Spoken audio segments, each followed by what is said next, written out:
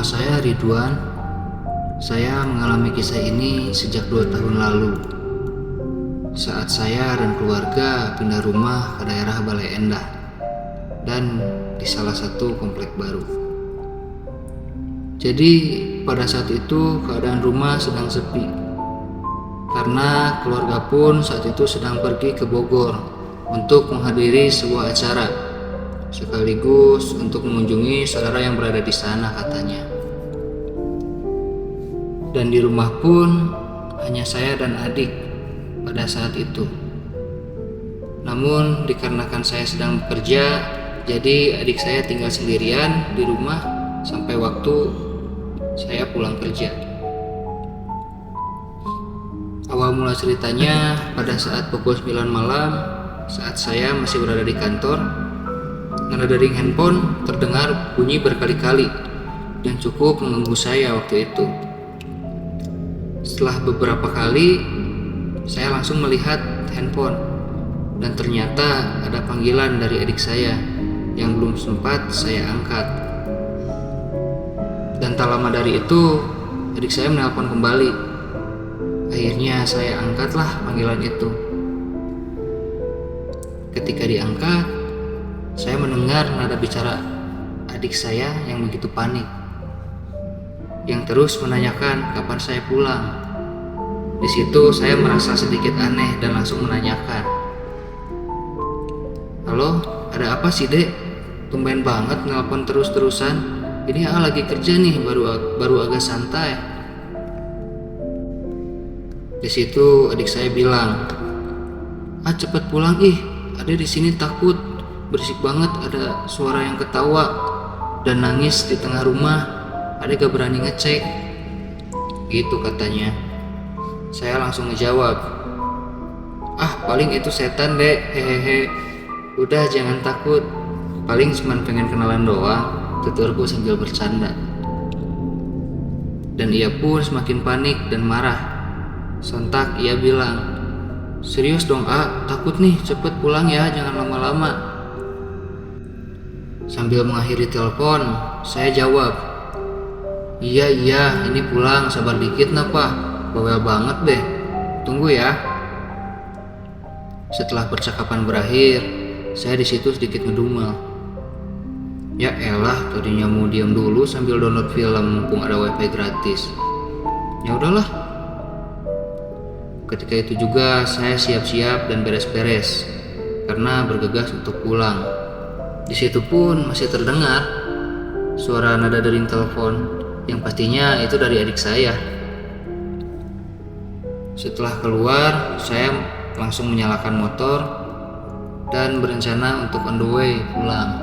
Singkat cerita, setelah beberapa menit di jalan, akhirnya saya sampai di depan rumah dan langsung saja memasukkan motor. Di situ saya langsung dikagetkan oleh adik saya yang langsung keluar rumah sambil nangis dan langsung memeluk saya. Sontak saya di situ heran dan saya tanya, "Ada apa sih dek?" Langsung ia jawab, katanya ia melihat sosok wanita di kamar mandi. Begitu kata adik saya. Di situ saya langsung mengajak adik saya untuk masuk ke dalam rumah sambil bilang, "Mana dek, udahlah gak apa-apa, gak ada apa-apa kok, tenang aja, sekarang kan ada AA." Pada akhirnya kita memutuskan untuk menonton TV. Ya, berencana untuk mencairkan suasana. Namun seiring berjalannya waktu, di situ saya merasa lapar dan melihat ke dapur. Ternyata tidak ada sama sekali makanan yang bisa dimakan. Di situ juga langsung adik saya memberi saran untuk membeli nasi goreng saja yang biasa terdengar pada pukul 12 malam. Karena pada saat itu sudah sekitar pukul setengah 12, saya tunggulah kedatangan pedagang nasi goreng tersebut. Singkat cerita, akhirnya terdengarlah suara ciri khas yang menandakan itu adalah pedagang nasi goreng yang ditunggu-tunggu. Sebelumnya memang kita sering mendengar suara pedagang itu, namun tidak pernah memesan. Ya karena sekarang merasa lapar dan keadaan tidak ada makanan di dapur. Jadi saya putuskan untuk membeli nasi goreng itu. Bergegaslah saya langsung keluar, berniat untuk menghentikan dan memesan nasi goreng. Di situ tanpa basa-basi saya langsung bilang, "Mang, beli 1 porsi pedas ya." Dan ketika itu bapak-bapak pedagang nasi gorengnya hanya mengangguk dan tidak menengok sama sekali ke arah saya. Ya, saya pikir memang karakter si bapaknya yang seperti itu. Jadi tidak berpikiran hal yang aneh.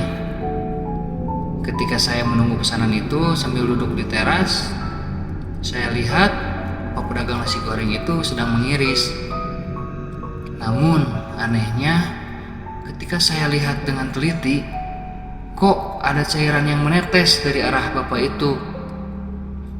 Karena dari jauh saya coba pastikan dengan menghampiri ke sebelah si bapak nasgornya. Sontak saya kaget, dikarenakan yang saya kira ia sedang mengiris sayur, ternyata ia sedang mengiris jari tangannya. Dengan sedikit kaget, di situ saya mencoba untuk menghentikan perlakuan aneh si bapak itu. Namun ketika saya tarik tangannya, si bapak itu menoleh dan menatap saya dengan mata yang tajam. Dan yang membuat saya heran, si bapak itu malah tersenyum. Karena di situ saya merasa ini adalah hal yang aneh, langsung perlahan saya mundur. Namun setelah 6 langkah saya mundur, si bapak pedagang nasgor itu malah memutari gerobaknya dengan tertawa. Di situ saya semakin heran dan kaget. Beberapa saat ia berhenti memutari gerobaknya, lalu ia menengok lagi ke arah saya. Langsung ia berlari untuk menghampiri saya. Kemudian saya refleks, lari dengan secepat mungkin untuk masuk ke dalam rumah dan mengunci pintu. Setelah saya kunci, di situ terdengar ketukan pintu yang sangat keras dan membuat saya panik sepanik-paniknya. Lalu di situ saya berdoa dengan menenangkan diri. 3 menit dari itu, akhirnya ketukan pintunya mulai berhenti. Namun karena masih ada rasa takut, saya penasaran dan mencoba menghampiri jendela untuk memastikan apakah si bapak itu masih ada atau tidak. Ketika membuka gorden, ternyata si bapak itu masih ada, tepat di depan pintu dan menengok ke arah jendela dengan tersenyum. Di situ saya kembali mundur dengan menutup gordennya dan berlari ke dalam sambil menarik adik saya yang menonton TV ke arah kamar. Ketika di dalam kamar, saya coba cek ke depan dengan melalui CCTV yang ada di laptop saya. Ya, ternyata si bapak tersebut akhirnya sudah hilang dan gerobaknya pun tidak ada. Karena kepanikan saya yang langsung membuka laptop, adik saya langsung menanyakan, "Ada apa?" Dan di situ saya bilang tidak ada apa-apa karena khawatir takutnya adik saya ikut panik. Setelah menenangkan diri, saya putuskan untuk tidur dan menyuruh adik saya untuk kembali ke kamarnya. Lalu keesokan harinya, karena penasaran dengan kejadian semalam, saya mencoba bertanya-tanya kepada tetangga dan satpam di komplek itu. Namun sayangnya sampai sekarang saya belum menemukan jawaban dari kejadian semalam. Masih menjadi misteri dengan kejadian semalam. Percaya atau tidak, ini adalah pengalaman terburuk saya yang pernah saya alami.